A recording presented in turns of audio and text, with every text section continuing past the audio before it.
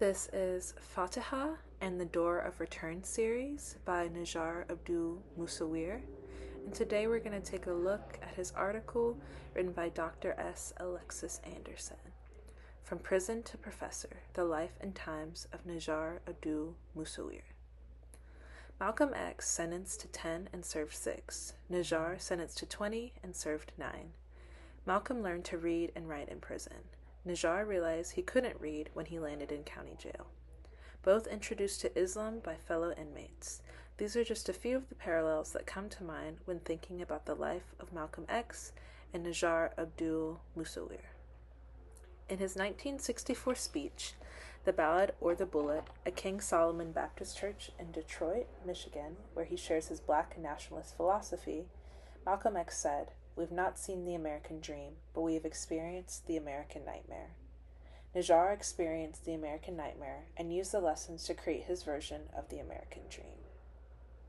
Many of us have that defining moment, that moment where we know what our true passions are. Some of us don't figure it out until later in life, while others know early on. Najjar was introduced to art at around 7 or 8 years old by his father, a factory worker, and an older cousin. He went on to say, "Neither were artists, but what they were doing appealed to the creative artistic side in me. It made me feel alive." Najjar has always seen art as a way of figuring out the world and a way of seeing it in a stimulating way, and that is evident in his mixed media, where he skillfully depicts the places and ideas at which culture, faith, and history intersect. Art has always made him feel connected to the world and thereby understand it more. It is this childlike wonder and enthusiasm that continues to drive his work and his teaching today. Like many growing up in the 60s, Najjar was bused into a white neighborhood for school. His love for Bruce Lee films, coupled with impromptu martial arts and gymnastic lessons from a martial arts enthusiast in his neighborhood, would lead him on to be a gold medal-winning gymnast, even in spite of being the ongoing target of racist abuse at the hands of his very own teammates. During his junior year of high school, more racially motivated actions on the part of school administrators resulted in Najjar ultimately deciding to drop out of school altogether. As is often the case with idle minds and idle hands, he found himself in the wrong place at the wrong time with the wrong crowd, and then prison. He served 9 years and 1 month of a 20-year sentence. When asked to talk more about what happened after dropping out, there was a brief hesitation. A hesitation that suggested for a moment that even though he had transcended, he was still not fully at peace with the consequences of a youthful decision gone horribly wrong.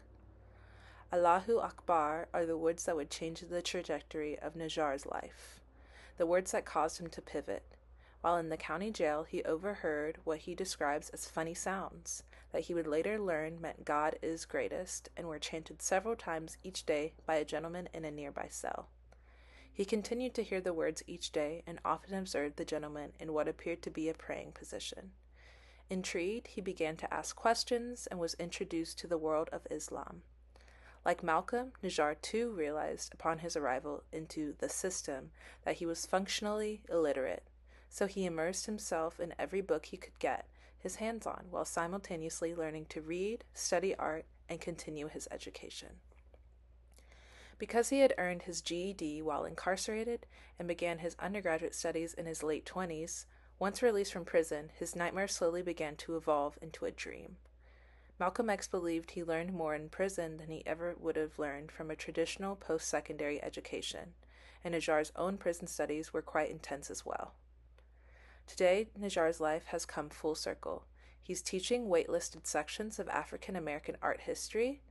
While he's no longer practicing gymnastics, he does stay limber by dancing to the likes of Luther Vandross, Public Enemy, neo-soul, and smooth jazz while creating art. When I asked about family life, Najjar's tone shifted from that of creative, fun, and art professor to daddy. He goes on to share how his daughters often tell him what an inspiration his life is to them, a detail that he seems to marvel at just a tiny bit. In that moment, I knew that while his worldwide acclaim, a host of distinguished recognitions, such as an endowed professorship and invitation from the MacArthur Foundation, mean a lot to him, it is the words of love and support from his family that motivate him the most. To check out the full interview, go to our website at blackartinamerica.com.